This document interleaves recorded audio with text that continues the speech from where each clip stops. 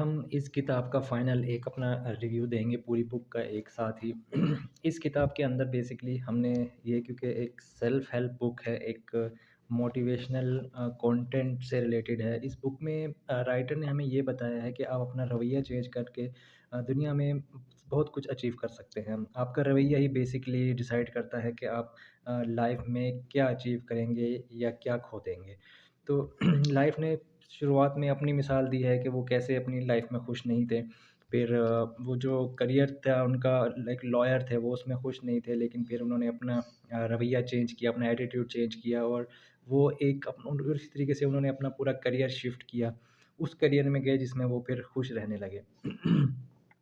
इस बुक में basically 3 main parts हैं। पहला पार्ट जो है वो सक्सेस बिगिन्स इन माइंड। ये है कि आप दिमाग में आपको पहले कामयाबी की तस्वीर खींचनी पड़ेगी, दिमाग में अपनी कामयाबी इमेजिन करनी पड़ेगी। जब आप दिमाग में सोच लेते हैं अपनी कामयाबी, तो फिर वो एक अमली तौर पे भी ज़हूर पज़ीर हो जाती है। तो सबसे पहली चीज़ यही है कि आपने अपने दिमाग में अपने इमेजिन करना है अपनी सक्सेस को। फिर क्योंकि पहला पार्ट है ही सक्सेस बिगिन्स इन माइंड, दिमाग से रिलेटेड है कि आपने किस तरीके से वो सोच डेवलप करनी है कि आप जो भी आपने लाइफ में गोल अचीव करना हो, कामयाबी हासिल करनी हो, तो पहले आपने दिमाग में वो चीज़ अचीव करनी है। उसका एक कमिटमेंट होना ज़रूरी है कि जो आप कमिटमेंट करेंगे वही फिर उसको उसके ऊपर आपको एफ़र्ट भी करनी पड़ेगी और जब आप एफ़र्ट करेंगे तो उससे फिर आपके रिज़ल्ट्स जो है ना ड्राइव होंगे। तो ये पहला पार्ट है माइंड से रिलेटेड कि माइंड में आपने जो सोचेंगे, जो भी इमेजिन करेंगे, तस्वीर विजुअलाइज़ेशन लेकर आएँगे, वो आप अचीव कर सकते हैं अपनी लाइफ़ में। तो इससे इसलिए बेहतर यही है कि आप पॉज़िटिव चीज़ें जो हैं वो अपने माइंड में लेकर आएँ, पॉज़िटिव थॉट डेवलप करें, अपने सबकॉन्शियस माइंड को उस काम पे लगाएँ, अपने माइंड को, अपनी पूरी इमेजिनेशन पावर को जो है ना आपने यूटिलाइज़ करना है अपने गोल्स को अचीव करने के लिए। तो ये पहला पार्ट था जिसका टाइटल था success begins in mind. Second है वर्ड से related, watch your words. Watch your words से मतलब ये है कि आपने को अपने वो अल्फ़ाज़ देखने हैं कि आप किस तरीके के अल्फ़ाज़ अपनी डेली बेसिस लाइफ़ में यूज़ करते हैं। अगर तो वो आपके अल्फ़ाज़ नेगेटिव हैं, तो वो आप एक नेगेटिविटी को ही अपनी तरफ अट्रैक्ट करेंगे, क्योंकि ये नेचर का एक एक ऐसा लॉ है कि आप जो अल्फ़ाज़ यूज़ करते हैं अपने दिमाग में, अपने आप से जो अल्फ़ाज़ यूज़ करते हैं या जो अपने डेली बेसिस लाइफ़ में आप अल्फ़ाज़ यूज़ करते हैं, वही तस्वीर आपके दिमाग में भी बनती है, उसी तरीके के लोग आपकी तरफ अट्रैक्ट होते हैं, उसी तरीके के मौक़े या नहीं या मौक़े आपसे दूर भी जाते हैं। तो ये अल्फ़ाज़ हैं जो आपको डिटरमिन करते हैं कि आप लाइफ़ में क्या कुछ हासिल करेंगे या क्या कुछ खो देंगे।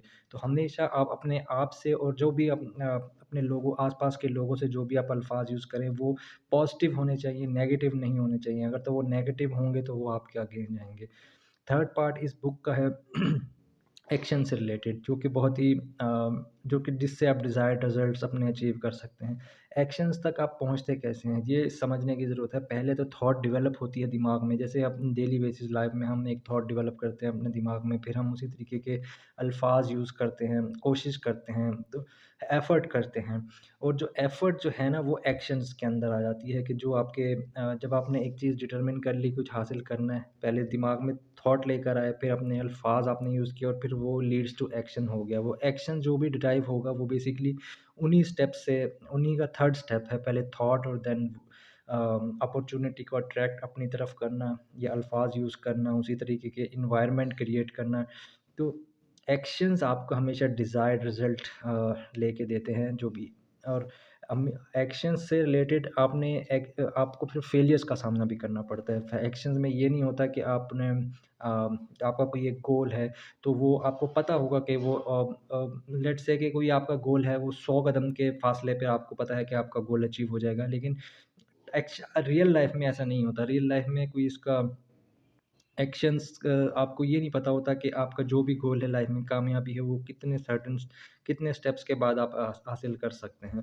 तो रियल लाइफ में आपका टाइम फ्रेम नहीं होता और फेलियर्स भी आपको सामना करना पड़ता है कि और फेलियर्स को आपने कभी भी दिमाग पे सवार नहीं करना। फेलियर्स को आपने ऐसे लेना है कि फेलियर्स जो है ना पार्ट ऑफ द प्रोसेस है। ये प्रोसेस ही है। प्रोसेस किस चीज़ का? सक्सेस का प्रोसेस है। सक्सेस हासिल करने के लिए जिस प्रोसेस से आपको गुज़रना पड़ता है, उसमें बेसिकली फेलियर जो है वो एक पार्ट है। तो फेलियर को कभी भी आपने अपने दिमाग में सवार नहीं करना या उसको ऐसे कोई नेगेटिव चीज़ नहीं लेना। बचपन में जैसे आप साइकिल चलाते थे और साइकिल से गिरते थे और कभी भी आप एक बार गिरते थे तो फिर आप रुक के साइकिल चलाना फिर दोबारा शुरू करते थे, फिर गिरते थे, फिर चलाना शुरू करते थे। तो ये फेलियर्स भी आप एडल्ट होने के बाद ना इसी तरीके से ही है कि आपने फेलियर्स को एज़ अ न्यू अपॉर्च्युनिटी के तौर पे लेना, उससे सीख के न्यू अपॉर्च्युनिटी के तौर पे अपने आप को खड़ा करना है और फिर वो कोशिश करनी है। लेकिन अगर आप उसी फेलियर्स को एज़ अ इस तरीके से ले लेंगे कि भाई ये कोई बहुत ही बुरी चीज़ है, तो फिर वो आपके दिमाग पे सवार हो जाएगी और आप यकीनन उससे कुछ भी हासिल नहीं कर सकेंगे।